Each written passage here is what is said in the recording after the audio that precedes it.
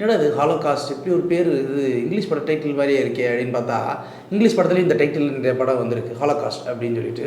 சரி இது என்னடா மீனிங்கு அப்படின்னு சொல்லி ஒன்று தேட ஆரம்பித்தோம். அது என்னன்றதை நான் சொல்கிறதுக்கு முன்னாடி இந்த படத்தோட கதையை பற்றி நம்ம பேசிடுவோம்.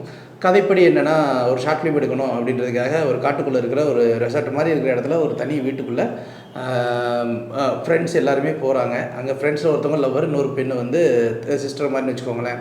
ஸோ ஃப்ரெண்டு மூலமாக அங்கே போகிறாங்க. அங்கே வந்து பழைய ஒட்டலை உடசலை தேடும்போது ஒரு பெட்டியை கண்டுபிடிக்கிறாங்க.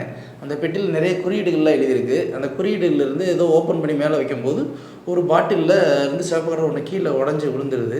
விழுந்ததுக்கப்புறம் திடீர்னு பவர் கட் ஆகிடுது. கட் ஆனதுக்கப்புறம் அந்த பெண்ணுக்குள்ளே ஒரு கோஸ்ட் ஒன்று உள்ளே புகுந்துருது.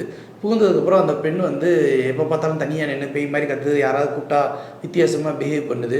ஸோ இதுக்கு எல்லாத்துக்கும் அடிப்படையாக வந்து எக்ஸாசிசம் பண்ணால் தான் தப்பிக்க முடியும் அப்படிங்கிற ஒரு விஷயம் தெரிய வருது. எக்ஸாசிசம் பண்ணும்போது பார்த்திங்கன்னா இது நார்மல் டெவில் கிடையாது, இந்த டெவிலுக்குள்ளே வேறு ஒரு பிரச்சனை இருக்குது, அது என்ன அப்படின்னு சொல்லி அனலைஸ் பண்ணி ஃபைனலாக வந்து அந்த கோஸ்ட்டை வந்து வெளியேற்றினாங்களா, இவங்களுக்கு என்ன பிரச்சனை அப்படின்னு சொல்கிறது தான் கதை. இது வழக்கமான ஒரு பேய் படத்துக்கு உண்டான டெம்ப்ளேட் தான். இதை மாற்றிறதுக்கு ஒன்றுமே கிடையாது. ஆனால் இந்த படத்தை பற்றி நம்ம ஏன் பேசுகிறோம் அப்படின்னா, படம் ஒரு 1.5 மணி நேரம் தான். ஒரு மலையாளத்துலேருந்து தமிழில் டப் பண்ணி வச்சுருக்காங்க. நம்ம தமிழோடைய பழைய நடிகை சர்மிலி அப்படின்வாங்கல்ல, அவங்களாம் அதில் நடிச்சிருக்காங்க. சின்னதாக ஒரு மதர் சுப்பீரியர் கேரக்டர் தான் ஒன்று பண்ணியிருப்பாங்க.